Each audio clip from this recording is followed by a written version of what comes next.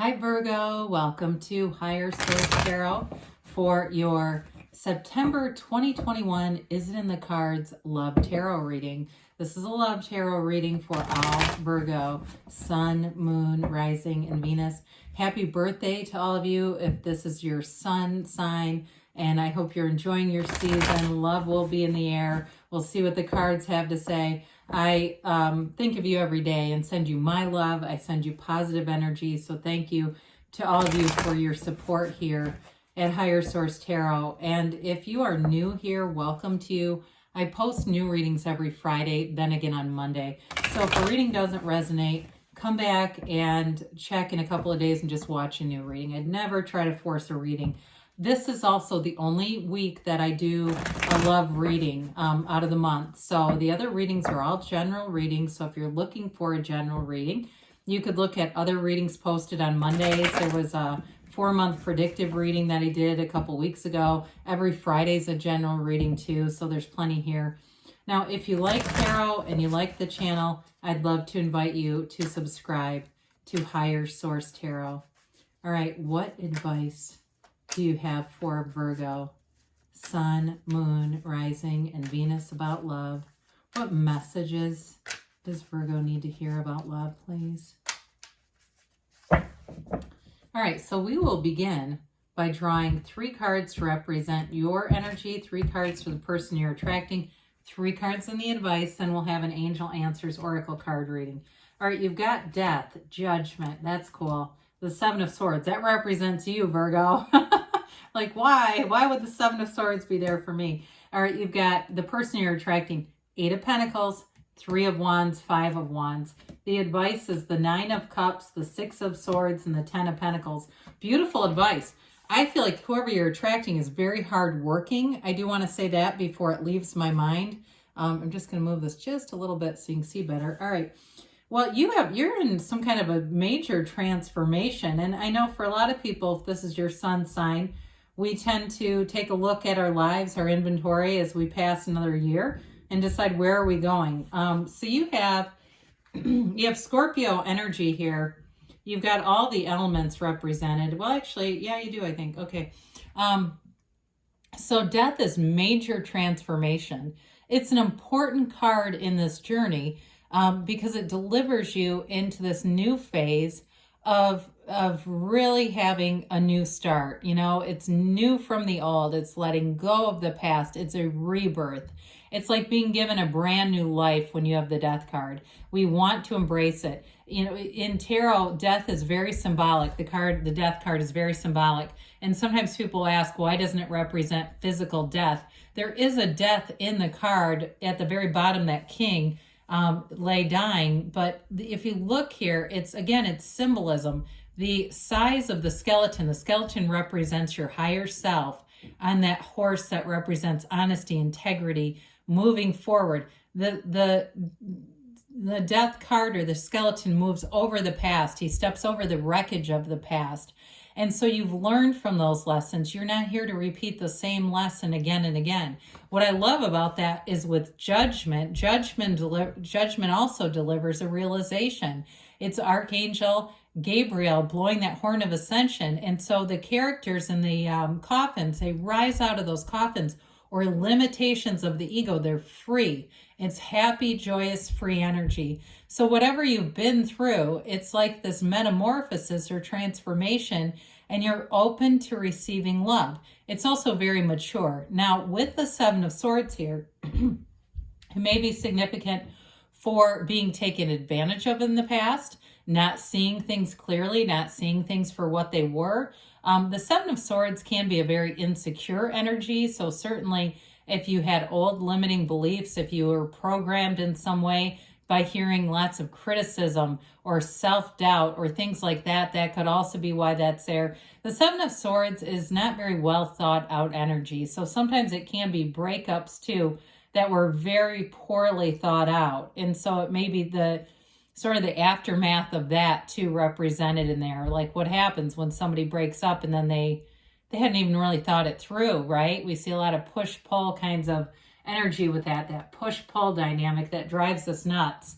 So the person you're attracting looks really stable. I feel like they are a no drama zone. Like it reminds me of a no fly zone. They're a no drama zone. It may be somebody who works in some kind of a field with their hands, like hands-on, like construction, or they run a construction company or landscaping or something like that. I feel like they have something to do with building or making things. Maybe they're an engineer. I don't know.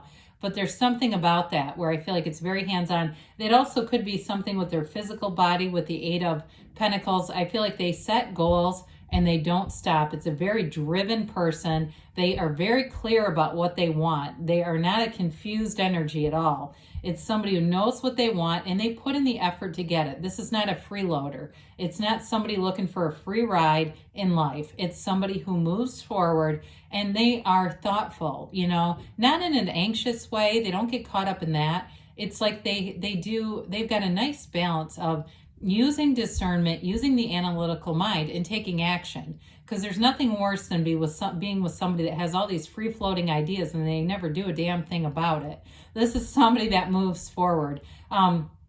Very stable partner, like I said. With that Eight of Pentacles too, though, I do see them as being very physically fit or being very committed to their physical body. Because Pentacles, oftentimes, they're not just about money, but are also about the human body. And this is somebody that puts in the work into taking care of themselves. So it could be their appearance. Maybe if it's a woman for you, they're very, you know, they take care of themselves physically and in fitness and are attractive and all that kind of stuff. Don't see any hygiene issues here for anybody, so that's good too. With the Three of Wands, though, the Three of Wands is a card of success, and it is a card of waiting. This is not somebody who's just going to go out and date every single person because they're bored. They will wait for the real deal. They'll wait for the right thing. If it's you they've been waiting for, they're not going to go out and do other things in the meantime just to pass time in terms of dating. It's just not who they are. I feel like, too, they do have rather high standards, but I don't mean that in a negative way. Like, I mean, like they use their discernment. So with that Five of Wands, I do feel like it has to do with leaving immaturity, drama behind. They may have an ex who's very crazy here. So that may be part of it too, that they've dealt with a crazed ex.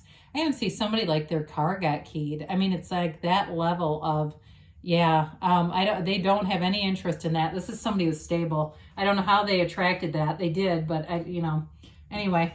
So we love the advice here. Is it in the cards? I'd say yes.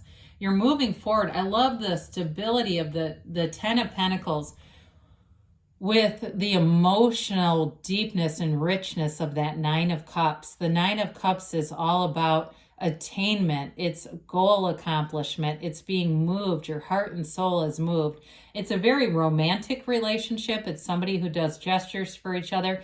And it may even start off in this month where it could be something as simple as, someone offers to take you out for a drink for your birthday or a coffee, or they do something nice for you. And that gesture is that sort of opening, it's that opening to, maybe they have tickets to something and they invite you. It's that kind of thing. With the Six of Swords, sixes are all about, especially the Six of Swords, is all about balancing the harmony between opposites. You see that very small, kind of uncertain, wavy water with that huge patch of clear, easy sailing. It's emotional stability there. So it's definitely about moving forward. For some of you too, you may get invited on a trip here, like weekend getaways. I see that for you. It's definitely somebody who wants to make a commitment and do fun things together. The Ten of Pentacles, it is the wealth card, but it's wonderful, harmonious energy in all areas. So again, it's like a relationship where they make sense in your life. You could bring the person to your work events, to your family events, to neighborhood things, or whatever it is that you do, and it would make sense. It's not like a couple where it's like you have no idea why they're together. Have you ever met those? And it's like, how the hell did that happen? Okay. And it doesn't tend to last. This is something that runs the distance. It's long-term wish fulfillment and real love here and stability. So we'll do our angels here, and then we'll have a message from Louise Hay here too.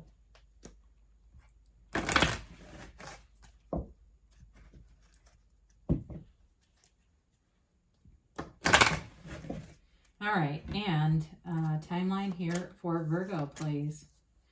I know I've mentioned this before, but I have a Virgo moon. I think I've told you that. Although that's not my reading, but it's a nice reading. It's not, I don't feel like it has anything to do with my life, but anyway, okay. All right, you've got look for a sign, okay? The universe will communicate to you in the way that you can receive it. So it can be numbers, it can be songs, synchronicities, what seem like chance encounters or bridges of incidents. You've got abundance coming through here. And if you believe, so ask, believe, receive within the next few months. All right, it's happening, guys. And you've got a yes. Louise, hey, I am lovable. The less I love myself, the harder it is for others to love me. The more I love myself, the easier it is for others to love me and for me to recognize how loved I am. Well, I love you too, Virgo, and I'll be back again soon.